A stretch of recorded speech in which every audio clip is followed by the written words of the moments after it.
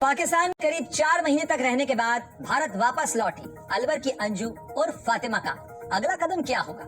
क्या वो अब भारत में ही रहेंगी या फिर से पाकिस्तान में नसरुल्लाह के पास लौट जाएंगी? इसका जवाब हर कोई जानना चाहता है। अंजू की घर वापसी की असली वजह क्या है?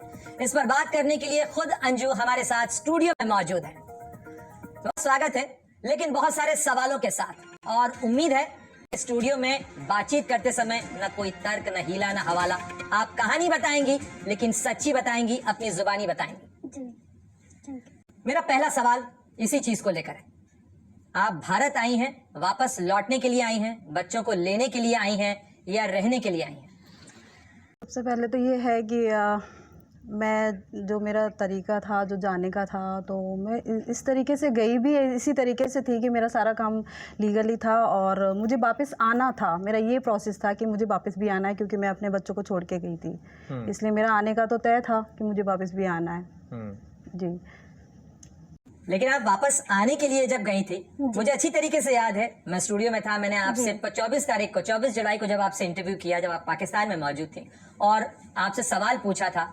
आपने उस समय जो जवाब दिया था वो हकीकत से परे था। आपने कहा था शादी कोई इरादा नहीं है, कोई तैयारी नहीं है, कोई इच्छा नहीं है, मैं केवल दोस्त से मिलने के लिए आई हूँ। लेकिन उसके बाद जो तस्वीरें सामने आई, उसमें आपकी शादी की तस्वीर आई, आपका सर्टिफिकेट सामने आया। तो कैसे ये मान लिया जाए कि आज आप जो कह रही हैं वो सच कह रही हैं? आपसे मेरी जो बात हुई थी जुलाई में, 24 जुलाई में, और जो मेरा मतलब जाने का जो प्रोसेस था, मेरा जो जाने का प्रोसेस था कि मेरा लीगली था और मैं गई। जो मेरा जाने का वो था 10 दिन या 12 दिन या 1 हफ्ते का प्लान था।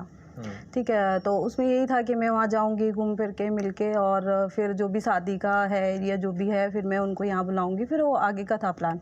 ये था हमारा। तो उसके बाद क्या है कि जैसे मैं वहाँ गई और वहाँ जाने के बाद जो मैंने वहाँ पे मतलब कांटेक्ट किया, घर वालों को कांटेक्ट किया, जैसे नेटवर्क में आई, बताया सारी चीज़ें कि मैं इस तरीके से भी यहाँ आ गई हूँ।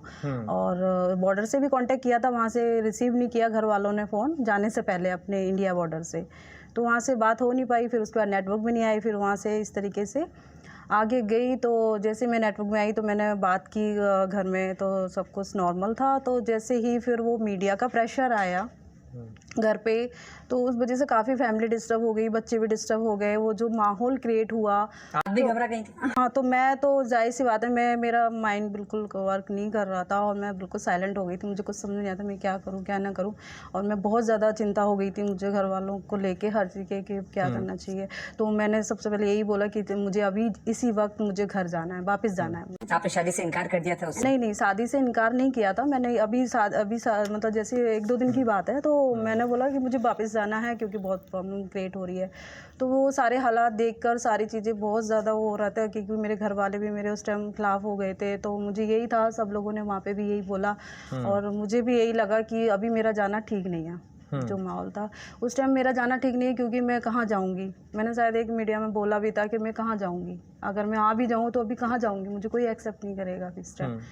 तो इस तरीके से फिर जो माहौल था और जो शादी वगैरह थी वो मुझे करनी थी, पर उस टाइम